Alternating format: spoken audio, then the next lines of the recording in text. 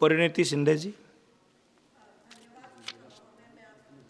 मी महाराष्ट्रामध्ये नुकतीच झालेली जी अतिवृष्टी आहे त्याच्याबद्दल बोलू इच्छित आहे. महाराष्ट्रामध्ये सप्टेंबर महिन्यामध्ये खूप मोठ्या प्रमाणात अतिवृष्टी झाली आणि पुराची परिस्थिती निर्माण झाली, ज्याच्यामुळे हजारो शेतकऱ्यांचा संसार उद्ध्वस्त झाला. शेती पूर्ण वाहून गेली, जमिनी खरडून गेल्या, पिकं वाहून गेले.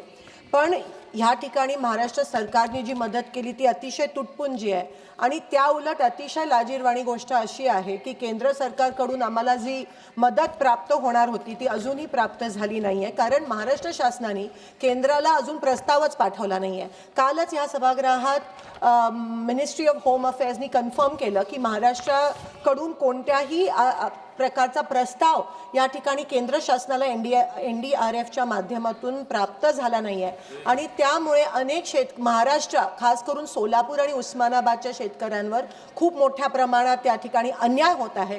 महाराष्ट्र शासन करतेच, पण केंद्र शासन पण शेतकरी आमचे मायबाप आहेत, या देशाचा कणा आहे आणि त्यांच्यावर अन्याय होतोय. आम्ही मागणी पण केलेली की ओला दुष्काळ जाहीर झाला पाहिजे, कर्जमाफी झाली पाहिजे, मुलांची शैक्षणिक कर्जमाफी झाली पाहिजे शेतकऱ्यांची, पण ते देखील केलं नाहीये. महाराष्ट्र सरकार आणि केंद्र सरकार हे फक्त निवडणुका जिंकण्यात मग्न आहे.